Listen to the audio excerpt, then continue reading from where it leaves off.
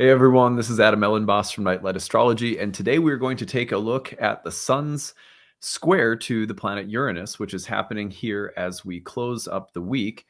This is a square that we are going to look at in two parts, one today and one tomorrow to close out the week as the square is actually perfecting.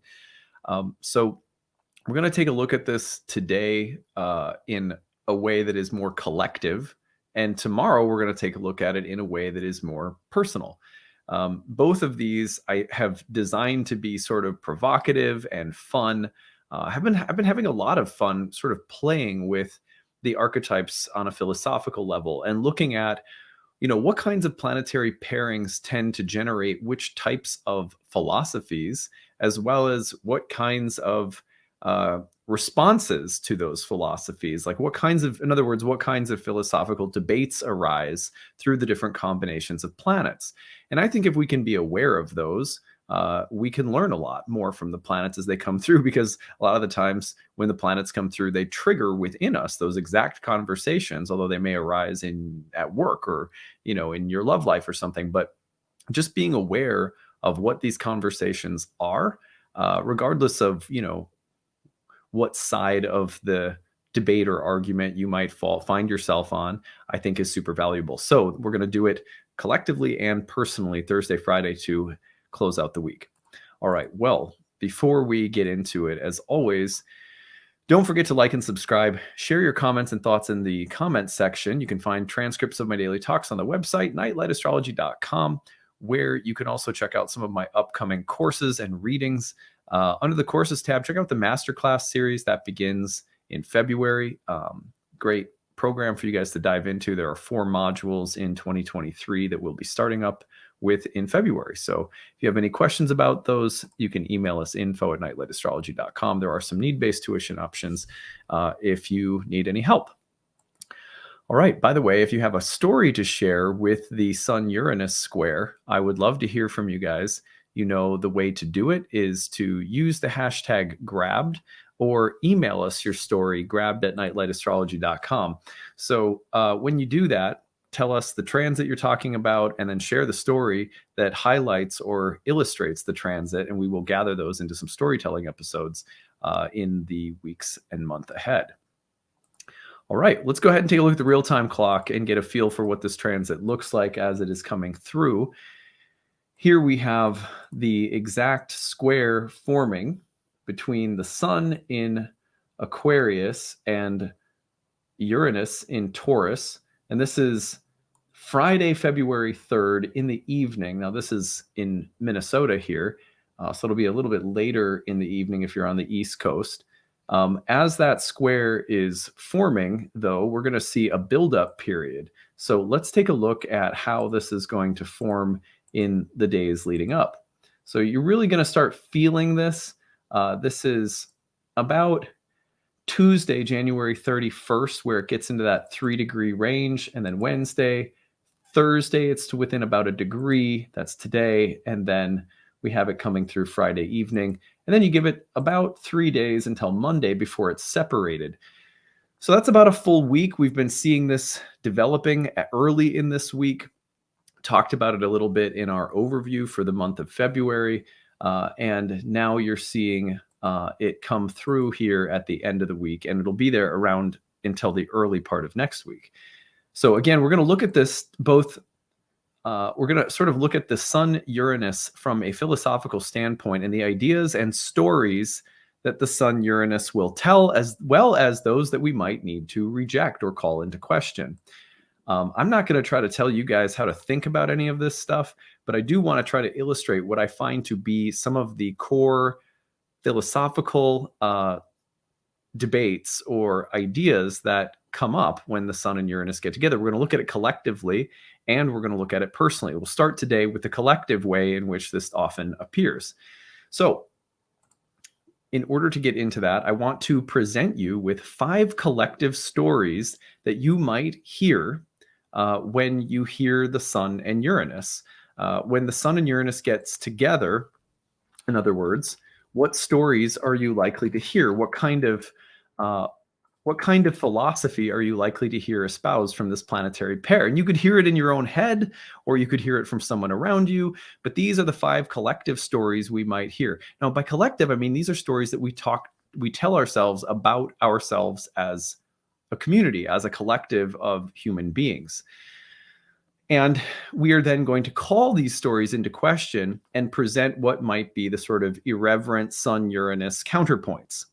And all of this is not meant, again, to tell you how to think, but to outline or to demonstrate the outlines of the debate that is central to the Sun and Uranus as an archetypal pair. Again, a lot of the times, the way that the pairings of the planets present themselves is in terms of ideas, and then ideas that we become possessed by or that we end up wrestling with somehow.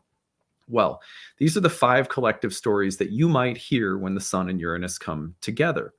Now, let me say, actually, before we get into it, let me say just a few words about the Sun. Remember that the Sun tends to present us with the heroic narrative. The heroic narrative might be one of progress, or of conquering something, or of mastering something, or of standing out, of transcendence and legacy, of fame and mastery, of being, we talked about, when I was talking about the Sun and Pluto, for example, we called into question some of those solar principles. Uranus can call some of the same principles into question, but it will respond to them in a different way. Pluto's response, it was kind of like a very Zen emptying of everything sunny. And it can actually, for many people who responded to that Sun-Pluto one that we did, they felt that it was dark, which is a great description of Pluto. If you felt that it was dark, welcome to Pluto. You got in touch with the archetype, and that's what we want. We want to get in touch with what the archetype feels like. Not that you have to, end up, it might not be your BFF. Some planets and archetypes and ideas presented by planets are going to be, more in line with your mood than others. But when it comes to the Sun, we have that kind of heroic narrative. When it comes to Uranus, we have the themes of revolution and invention, breaking or disrupting from norms and the status quo, defiance, rebellion, originality, the impulse to disrupt things that are static or habitual, iconoclasm, and so forth. So, oftentimes when these 2 planets come together, you'll hear it buzzing in the astrological world. Blog posts, Instagram, wherever you find your astrological content, you will hear these ideas either implicit or explicit in what people are saying. Number 1, history has a single trajectory. By that, I mean, you will hear people talking about, when they talk about the Sun Uranus, they will often talk about it as a revolution happening in the collective. And there will be this implication that there's sort of one storyline that's playing out within the collective that we're all part of. One big story, sort of one trajectory, even if it's complex or complicated. And the idea with the Sun Uranus is that, revolution in terms of this one collective story might take place, but the assumption, the built-in assumption is that history has a kind of single trajectory that we're all a part of. So that's number 1. Number 2 is that there is a good outcome or a bad possible outcome for humanity, depending on what we, as a collective living this singular story, choose. What we do or don't do will impact whether we, reach some kind of heroic ending or not, whether we progress and break free from all of our unconscious shadows and reach some kind of progressive outcome that is redeeming in some way. And these can be very Sun-Uranus. This is a very Sun-Uranus combination in the sense that the Sun-Uranus combination will often prompt people to believe that, we're just one leap in consciousness away from something redemptive or something that can save us from the worst, which we also could choose. It's always a possibility. So number 3 would be that reality is evolving or progressing, as is history, from ignorance to enlightenment. So the idea being that, we're moving from a more primitive or unconscious or even ignorant past, and gradually and incrementally, we're moving in progressive steps toward enlightenment. And this is a story that will be cast over the collective. This is that singular story of history. If we choose correctly, we can get to the good outcome, which is enlightenment, right? And we're evolving from relative ignorance toward enlightenment, historically. So that story is also very Sun Uranus in the sense that the Sun and Uranus will be all about the great moments of breakthrough collectively that resemble progress over, a relative period of darkness or ignorance. Number 4 will be the world can and should be improved. Generally speaking, there is one world that we're all a part of from this standpoint, and it can and should be improved. It should progressively become better, which is close to saying that reality itself is evolving or progressing from enlightenment or from ignorance to enlightenment. But this one goes a step further and says we should all be doing something to make it better. To create the breakthrough, every individual has to do their part within the collective. Sun Uranus, very alive and well in this thought that your heroic effort is needed to improve the world. And I don't have a problem with any of these as archetypal realities, as archetypal fantasies that live in the soul and play a meaningful and important role in our lives. I believe that all of these are very beautiful in a sense. Number 5. There are core problems which, if eradicated or solved, will mean that we can realize a happiness, a greater level of happiness, or some ideal community or society. Maybe it's utopia, maybe it's not that intense, but basically there will be a sense of like identifying the problems, and there may be key words. And I'm not here to tell you what the core problems are or aren't. I'm just trying to say, broadly speaking, there is the belief that these are the core, like, hierarchies or patriarchies or religion or war or consumerism or whatever. But there will be these ideas of like core issues that if these things could be changed or solved, if we could break free from the bondage of these particular ideas or traditions or power structures or whatever they may be, then we could really be free, or we could be happier, or we maybe even realize some peak state of happiness. Again, redemption as a religious value, kind of ringing in the air with that one as well. Sun Uranus is very, very alive and well in this statement too, because we have the idea that if we can break free from and move beyond, very Uranian, certain core issues, then we'll be free and, again, enlightened. So you can feel behind all of these the idea of emancipation, of heroic redemption, of heroic breakthroughs, of heroic progress, of heroic improvement, of the utilization of your agency and choices to make things better and to make everything progress. And this is a story that is, there's personal element to it, but it's largely a story we tell about history and the collective and our participation in it. And there are entire schools of astrology that are built on these assumptions. Or let's not even call them assumptions, let's call them archetypal values, or an archetypal lens that is constituted by these ideas. And they are very, in my opinion, there's different archetypes you could correlate these values to. I don't think the Sun and Uranus are the only ones, but the Sun Uranus fit very nicely within this framework. Okay, so let's play with the Sun Uranus though. What if those ideas were actually inhibiting? What if those ideas were the things that we needed to break free from? What if those ideas, as valuable and as beautiful as they are, and as important as they are to all of us at different times in our life, what does it look like when these are the very ideas that we need to be free from? What would that look like? Now, I'm not saying that we do need to be free from these ideas. It's just like a thought exercise. And thought exercises are important because if you're going to be an archetypal symbolist, you have to be able to see the way in which the archetypes are at work in terms of the ideas and the debates between different ideas that are going on in our heads.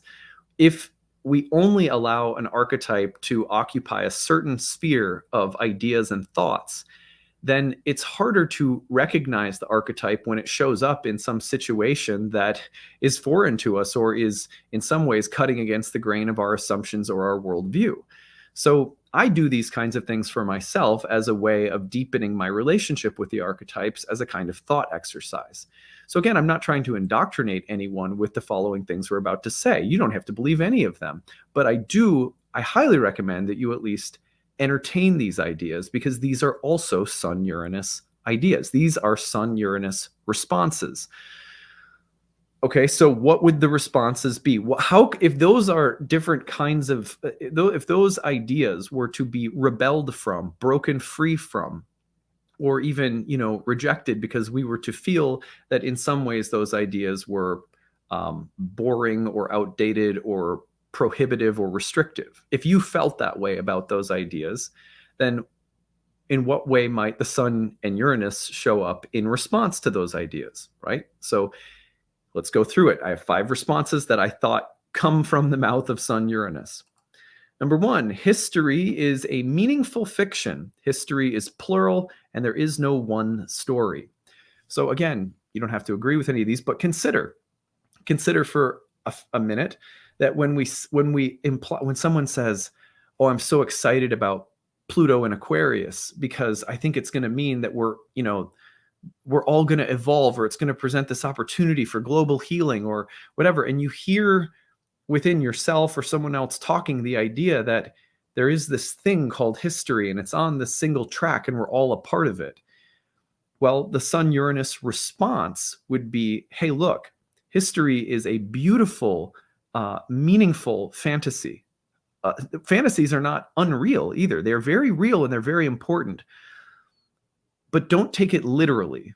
Don't take your view of history literally. Living in a world in which you believe and even experience some kind of collective heroic progress myth, right? Beautiful way to live. Nothing wrong with that at all. But allow room for the fact that someone else may look at history and not see one story playing out, but multiple storylines, like many tributaries leading off from an ocean or something like that. That history is not a singular thing, that history is plural. There's not just one story going on. And so when someone says, well, what do you think Pluto and Aquarius will mean for all of us? What will it do for all of us? Are you optimistic about it or are you pessimistic about it? And as I was talking with my friend Sean Nygaard over dinner the other night, when we brought this very idea up, and he just said, yes, yes, I'm optimistic. Yes, I'm pessimistic. But that's because Pluto in Aquarius doesn't just mean one thing, because there is not just one thing. And so Pluto in Aquarius means different things for different stories. It means different things for different people. It means different things for different collectives. So history is a meaningful fiction. History is plural, not singular. There is no one story happening here. That, for many people, will actually constitute a radical break from a kind of heroic assumption. A heroic assumption being there's one solar story happening here, one quest for redemption, one heroic path that, leads us like this. The counterpoint, if we want to break free from that, is to say, look, history's plural. There's not just one story going on here. And the way that we construct and look at history is often a fantasy that serves the inner need that the soul has for beauty and drama and meaning. There's nothing wrong with that. But be careful not to take it literally. At which point you will often then reduce astrological transits to like, well, will it serve in this fantasy of history that I have in my mind? Or, will it harm that fantasy of progress that I have in my mind? It's inherently, potentially, it's quite limiting way to think about astrological transits. Number 2, regardless of what we choose, good and bad outcomes will occur. There is no one final outcome, and good and bad will never cease to exist. Remember, the second idea that we started with was that there is a good or bad outcome possible for history and for the collective of humanity, depending on what we choose. Notice how there's the idea there of an outcome that is for all of us, and that it could be good or bad, and that it's totally dependent on what we choose and if we get things right. Well, the response, if that feels like a restrictive idea, if that feels like a worn out or even a boring idea for other people, will be that, look, regardless of what we choose, good and bad outcomes, events, and happenings will always occur because they're part of reality. They're never just going to go away. And there is no one final outcome because life just keeps on going. Now, for some people, this idea could be quite a bummer. For other people, this could be quite a liberating idea. So just something to consider. Remember, the third idea that we started with was that reality is evolving or progressing from ignorance to enlightenment. Well, the counterpoint from the Sun Uranus would be that reality moves in circles or cycles, not linear lines of progress. That the perception of progress is relative and subjective, and the lens of progress itself is a worldview, or even worse, a cult or a religion. And I'm not saying there's anything really wrong with cults or religions. I'm just saying that people could actually get intensely indoctrinated into the idea that history is a story or myth of progress from an ignorant past to a more enlightened future. That people could become so deeply indoctrinated by that that they could literally feel like if someone didn't believe that they were a threat, or that they were evil or bad, or ignorant or something else. Reality moves in circles or cycles, not linear lines of progress, which means that it's more like thinking of reality as a kind of undulating tapestry that's all there. And that everything in the tapestry is sort of, it's very psychedelic actually to think about it that way. It's reality is a kind of tapestry that doesn't, and its movements are not linear. There might be linear aspects of movement, but the whole thing is not linear. It's like saying, well, what purpose does a tapestry have that's just blowing gently in the wind as it sits on your wall on a summer day, and you're like laying on the couch relaxing just looking at it? Is that movement linear? Well, what, maybe it's not. Maybe it's something else. Or maybe your perception of it moving in linear waves, right, is just that. It's one way of relating to what you notice as the movement of the tapestry. So the point here being, and I hope this isn't like too far out for you guys, but think about it. There is a story that's very common when you take in astrology, that the transits are progressing us, that they reflect this kind of evolution of consciousness from something in the past that is relatively ignorant to something in the future that is more enlightened. Now, I'm not saying that I don't personally buy into that myth and that way of looking at and experiencing things. How could I not? It's part of reality. So it's not like, but what I'm trying to say is that if that idea ever feels stifling to you, you are at liberty. Sun Uranus, you are at liberty to reject that story, to throw it off, and to evolve, even if it feels iconoclastic, by smashing that idea on the ground temporarily to free up creative energy. When you do so, you might say to yourself, I don't know if history is a progressive linear line of improvement. Maybe it's cyclical. Maybe it's full of cycles within cycles within cycles, and maybe there's never been a beginning or an end to it. Maybe the perception of progress is relative and subjective. Maybe the perception of progress is more about a personal lens through which to experience than it is some kind of overarching or underlying metaphysical truth. And at worst, maybe people who are so obsessed with the idea that history is a story of progress evolving into the future are part of a religious way of thinking, or worse, maybe they're indoctrinated into some way of thinking. I think really any worldview we could become very intense about, right? I think one of the benefits of studying astrology is that we can start to recognize that the different ideas that occupy our mind are often reflective of the kind of cosmic weather we're experiencing. It's hard to imagine that ideas are not true or false, but more like weather fronts, right? But that's kind of what the point of this exercise is all about. Anyway, number 4, the world does not need improving. Improvement is endless. Regression is also a constant. Remember, idea number 4 was the world can and should be improved, a heroic notion. Sun Uranus could very well appear as the impetus to do your part, contribute, and make a heroic effort to help us break through to the next level of progress. Well, the counterpoint would be that the world doesn't need improving. Improvement can always be done, but improvement itself is an endless activity. Improvement is a bit like saying that every day, if you live in the monastery, the stairs will need sweeping, because every day as the wind blows and dust will move and collect, and then it needs sweeping again, and then the dust will move and come back again. So there is a way of looking at the world and a way of looking at life that says, look, improvement is a fine endeavor. There's nothing wrong with it. But keep in mind that improvement is endless, and regression, something that will create the need for more and constant improvement is always there as well. That doesn't mean that the world shouldn't be improved or can't be improved, but it does help to turn the volume down on the dogmatic, chest thumping, kind of certainty and solar pride that comes along with that rhetoric that we hear all the time. What are you going to do with this transit? How are you going to go and be a change maker? Like that. And I'm not against making change. I hope that we're doing our part as an astrological community to make the astrological community a little bit better. But I find that it's necessary to keep in mind that things will always need sweeping, and that sometimes the most liberating idea in the world is not that you have the agency that you could use to help make change. Sometimes the most liberating thing in the world is to realize that the steps will need sweeping again tomorrow, and there's no amount of heroic effort that will ever change that fact. That can be a very liberating thing as well. Number 5, you can't eradicate problems. Remember, the 5th idea was there are core problems. And I said, I listed some that you'll hear people say: consumerism, capitalism, hierarchy, patriarchy, inequality, whatever. And there's so many of them. And I'm not denying that any of those things are issues.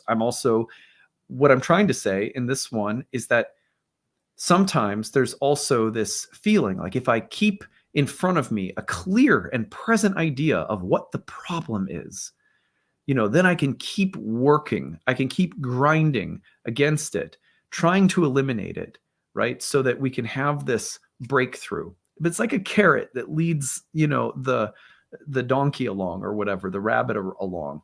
What image is it usually? Is that a turtle? It's a carrot dangling on the stick, and it keeps the thing moving along. The countervailing point, which can be very liberating. Remember, liberation being the Uranian thing. And Sun Uranus is not just the heroic redemptive idea, it's also redemption, or ironically, liberation from the heroic idea. In which case, the countervailing point is that you can't eradicate problems.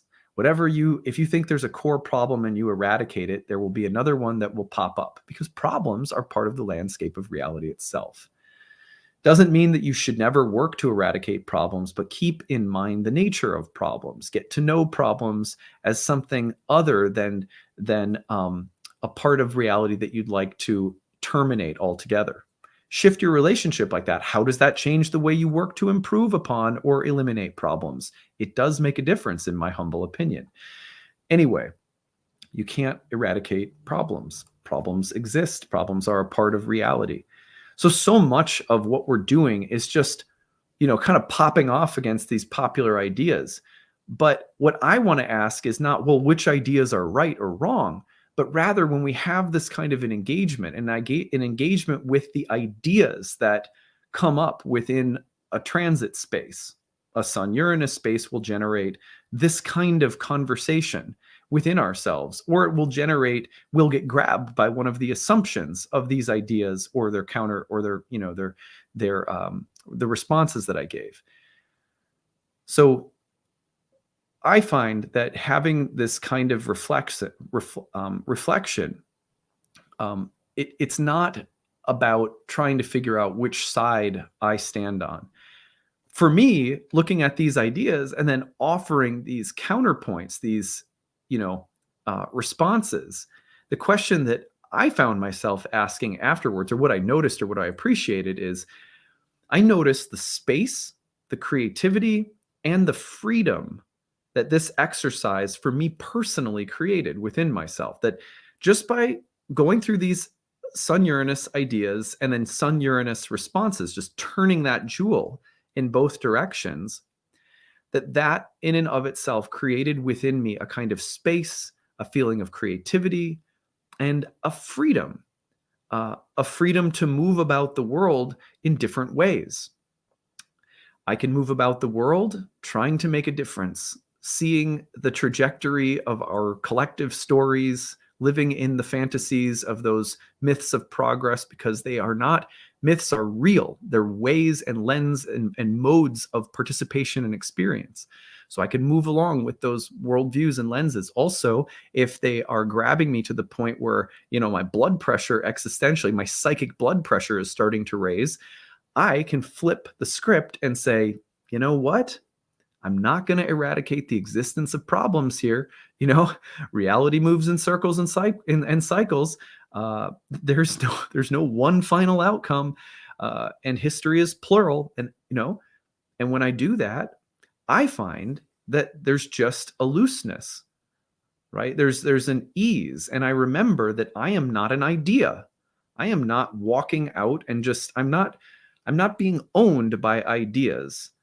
I am a marketplace, a soulful, beautiful marketplace filled with colors and spices and good food and interesting people selling lots of different things archetypally.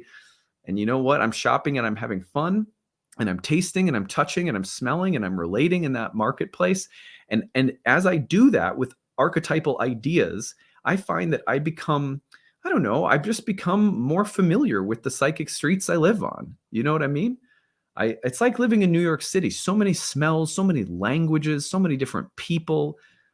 Well, ideas are like this too, and the archetypes represent ideas. So I hope that in playing with this, you feel free to explore the ideas that run through our heads all the time, especially when, Sun Uranus transits come about. And the most likely thing you're going to hear is we're all ready for a breakthrough on our quest toward cosmic collective enlightenment. Which personally, as an astrologer, is easy for me to pick on and play with the opposite, because it's the one I have seen and heard for 13 years, and sometimes it feels like you wish we could talk about something different. So that's what I choose to do, because I die a little inside if I'm not creative and I'm not playing with what ideas are constellating around the archetypes. I can't just repeat the same things all the time. So anyway, aside from my personal, my meta conversation there, I hope this was useful for all of you today. We're going to return and do this again tomorrow, but we're going to do it on the personal level. Today was collective. Tomorrow we'll do it for the personal level of Sun Uranus. And I hope you guys will find that rewarding as well. All right, that's what I've got for today. We'll see you again tomorrow, everyone. Take it easy.